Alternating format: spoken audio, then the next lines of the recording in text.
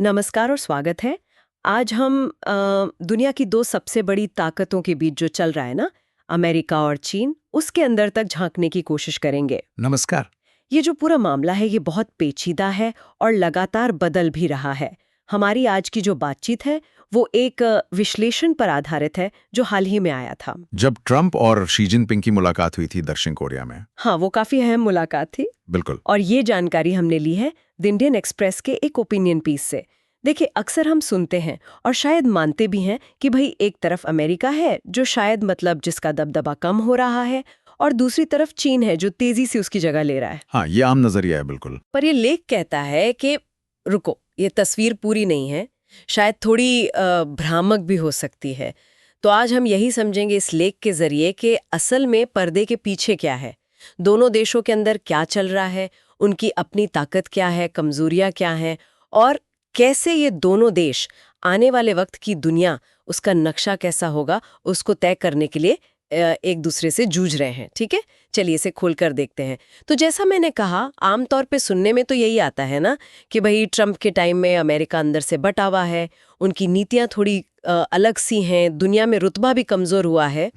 और दूसरी तरफ देखें तो शी जिनपिंग का चीन ज्यादा सधा, ज्यादा व्यवस्थित लगता है। उनकी नेवी अब अमेरिका से बड़ी हो गई है, 5G जैसी टेक्नोलॉजी में वो आगे हैं, ताइवान पर भी उनका दावा मजबूत हो रहा है। हाँ, बाहरी तौर पर तो यही दिखता है। तो फिर ये लेख क्यों कहता है कि सिर्फ ये बाहरी तुलना काफी नहीं है? ये नजरिया अधूरा क्यों है? बिल्कुल सही सवाल है। देखिए, लेख का जो सेंट्रल आइडिया है वो यही है कि बड़ी ताकतों का ऊपर जाना नीचे आना ये तो इतिहास में होता रहा है। लेकिन सिर्फ बाहर की चीजें देखकर, जैसे सेना कितनी बड़ी है या जीडीपी कितनी है, उससे हम असलियत नहीं समझ सकते। अच्छा। असली कहानी जो है वो अंदर छिपी है। मतलब इन देशों का अंदरूनी ताना बाना कैसा है, समाज कितना मजबूत है या बिखरा हुआ है, उनकी जो राजनीतिक व्यवस्था है वो कितनी स्थिर है, और सबसे ज़रूरी बात कि बदलते वक्त के साथ वो खुद को कितना बदल पाते हैं, उनमें लचीलापन कितना है। लचीलापन। हाँ, लेख इस रिश्ते को सिर्फ एक रेस की तरह नहीं देखता, वो इसे एक आईने की तरह देखता है। आईना कैसे? ऐसा आईना जिसमें ये दोनों देश सिर्फ दुनिया पर राज करने के लिए होड़ नहीं कर रहे, बल्कि इस चक्कर में अनजाने में ही सही एक दूसरे की नकल भी कर रहे हैं, उनकी रणनीतियों की, यहाँ तक कि उनकी कमजोरियों की भी। अच्छा, ये तो काफी दिलचस्प बात है। हाँ, तो ये सिर्फ ऊपर नीचे जाने की कहानी नहीं है, ये एक दूसरे में अपना अक्स देखने और उससे असर लेने की कहानी भी है। ठीक है, तो पहले अमेरिका की बात करते हैं। अंदरूनी तौर पर लेख कहता है कि अमेरिका में काफी बंटवारा है, सामाजिक भी, राजनीतिक भी, नेता भी कमजोर लगते हैं, और इसका असर दुनिया में अमेरिकी भूमिका पर पड़ रहा है। जैसे वो अपने पुराने दोस्तों की ही आलोचना करने लगते हैं, कनाडा, यूरोपियन यूनियन, यहाँ तक कि भारत की भी।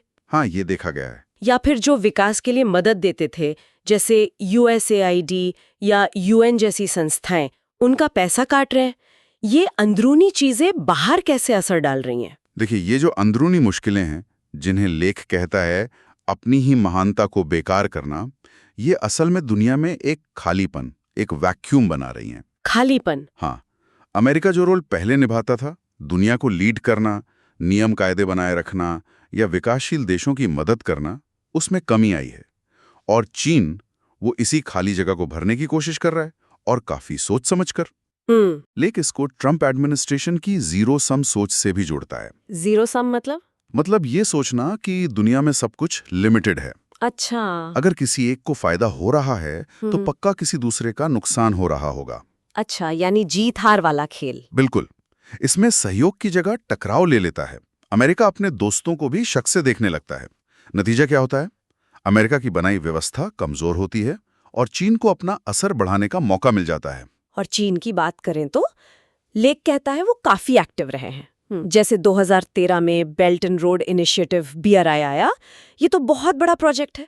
सड़कें, बंदरगाह, रेल लाइनें, पूरे एशिया, यूरोप, अफ्रीका को जोड़ने का प्लान। हाँ, BRI बहुत महत्वाकांक्षी है। फिर ग्लोबल सिक्योरिटी इनिशिएटिव GSI और अब ग्लोबल गवर्नेंस इनिशिएटिव GGI की भी बात हो रही है। ये सब क्या दिखाता है? क्या चीन इंतजार में था कि अमेरिका कमजोर हो और वो आगे बढ़े? ये तो साफ दिखाती हैं कि चीन दुनिया में बड़ा रोल निभाने की तैयारी काफी टाइम से कर रहा था।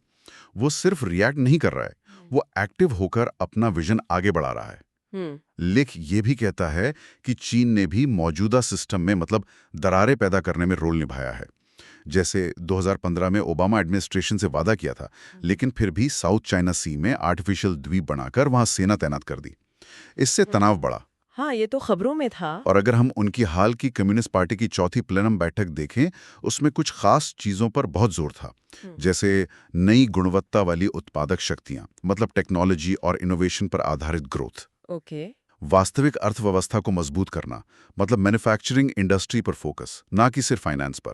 ज्यादा आत्मनिर्भरता, यानी बाहर की टेक्नोलॉजी और बाजार पर डिपेंडेंसी कम करना, और चीनी संस्कृति में लोगों का विश्वास बढ़ाना। ये तो बड़े बड़े लक्ष्य लगते हैं। बिल्कुल। और यहाँ दिलचस्प बात यह है, क्या लेख इन घोषणाओं को सिर्फ चीन की बढ़ती ताकत या कॉन्फिडेंस के सबूत की तरह नहीं देखता। वाह। वो इनमें छिपी एक क्या कहते हैं, चिंता या असुरक्षा की तरफ भी इशारा करता है। अच्छा, जैसे क्या ये जोरदार ऐलान इसलिए है कि चीन की इकोनॉमी में अंदर से कुछ चुनौतियां हैं? शायद ग्रोथ धीमी हो रही है, कर्ज बढ़ रहा है। क्या आत्मनिर्भरता पर जोर इसलिए है क्योंकि डर है कि पश्चिमी देश टेक्नोलॉजी रोक सकते हैं? हो सकता है। क्या चीनी संस्कृति में विश्वास की बात इसलिए कि तेजी से बदलते समाज को एक साथ रखना मुश्किल हो रहा है?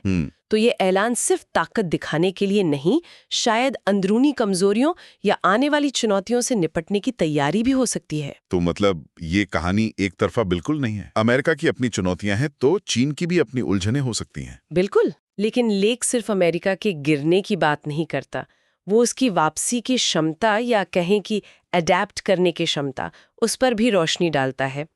इसमें ट्रंप एडमिनिस्ट्रेशन के उस पॉलिसी शिफ्ट का जिक्र है जब अमेरिका ने खुलकर माना कि हाँ भाई, चीन ने हमारे खुलेपन का और शायद हमारे थोड़े लालच का भी फायदा उठाया है। हाँ, वो एक बड़ा बदलाव था। और फिर चीन के लिए ये सख्त रवैया सिर्फ ट्रंप का नहीं रहा, ये बाय पार्टिजन बन गया, मतलब रिपब्लिकन और डेमोक्रेट्स दोनों पार्टियों की नीति, जिसे बाइडेन ने भी काफी हद तक जारी रखा है।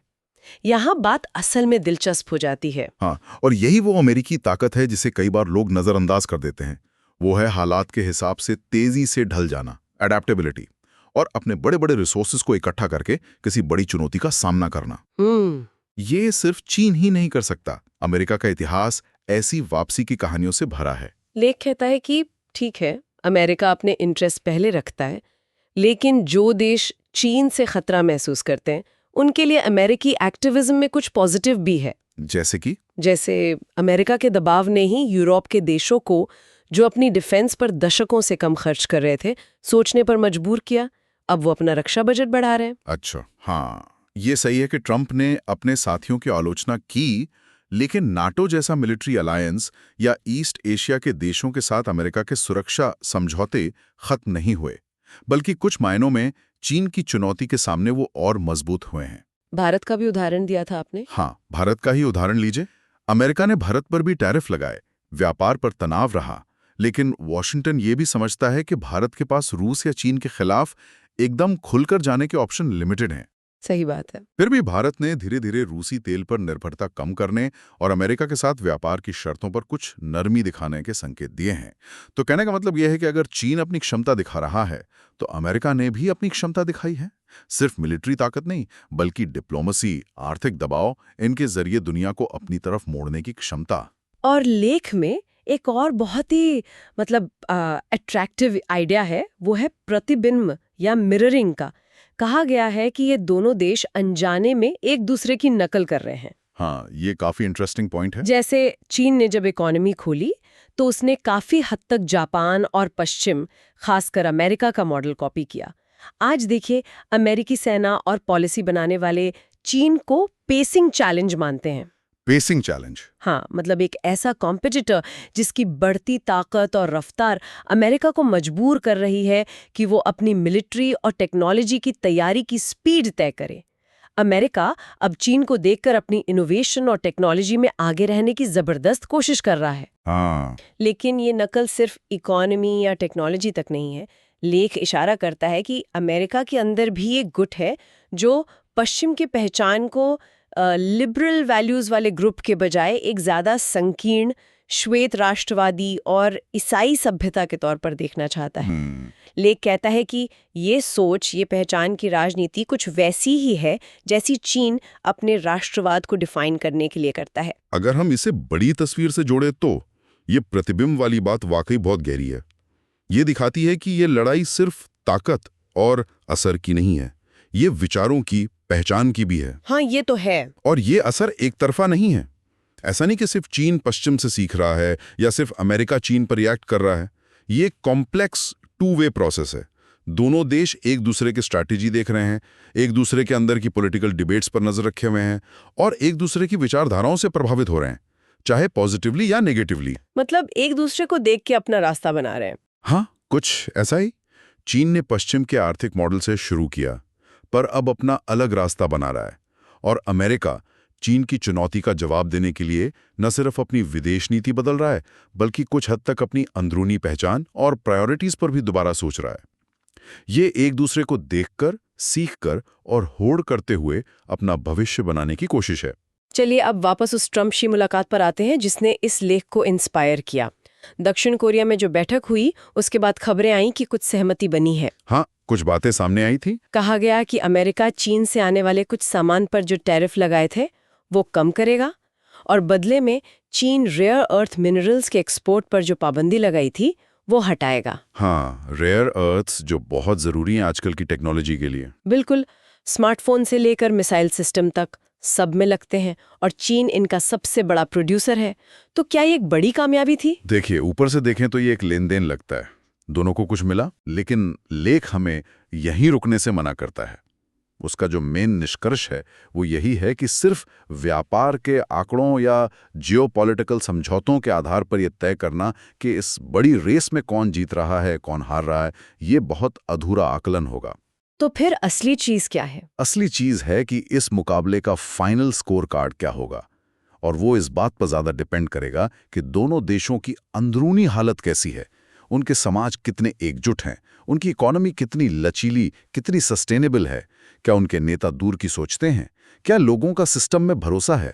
मतलब अंदरूनी मजबूती। हाँ, नेशनल रेजिलियंस, यानी मुश्किल हालात से उभरने और आगे बढ़ने की क्षमता। यही असली कसौटी होगी। यही तय करेगी कि कौन सा देश लंबे समय तक न सिर्फ टिका रहेगा बल्कि दुनिया की व्यवस्था को अपने हिसाब से ढालने में कामयाब होगा। ये व्यापार समझौते, ये मिलिट्री डिप्लॉयमेंट, ये तो उस गहरी लड़ाई के सिर्फ बाहरी लक्षण हैं। तो इस सब का मतलब क्या है? अगर हम इस पूरी बातचीत का सार निकालें तो यही लगता है कि अमेरिका चीन की कहानी सिर्फ किसी एक के आगे बढ़ने और दूसरे के पिछड़ने की सीधी साधी कहानी नहीं है। नहीं, बिल्कुल नहीं। ये कहीं ज्यादा कॉम्प्लेक्स है, कहीं ज्यादा बारीक है। इसमें दोनों देशों की अंदरूनी ताकत, कमजोरियां, उनका एक दूसरे पर असर और सबसे बढ़कर भविष्य की दुनिया कैसी होगी उसे तय करने का एक बुनियादी संघर्ष है। बिल्कुल सही कहा, और ये हमें सोचने पर मजबूर करता है। इससे एक महत्वपूर्ण सवाल उठता है। क्या? अगर हम ये मान लें कि असली कहानी अखबारों की हेडलाइंस, ट्रेड डील्स और मिलिट्री बिल्डअप से कहीं गहरी है, तो फिर आने वाले सालों में हमें किन चीजों पर नजर रखनी चाहिए?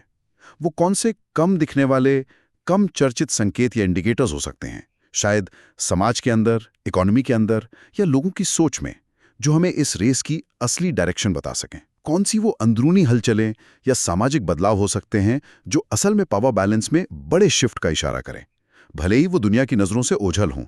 ये सोचना बहुत जरूरी है, क्योंकि असली कहानी शायद वहीं छिपी हो। वाकई एक बहुत जरूरी सवाल सोचने के लिए। और इसी सवाल के साथ अमेरिका चीन संबंधों की इस जटिल तस्वीर पर हमारी आज की ये गहन पड़ताल यहीं समाप्त होती है। हमारे साथ जुड़ने के लिए धन्यवाद। धन्यवाद।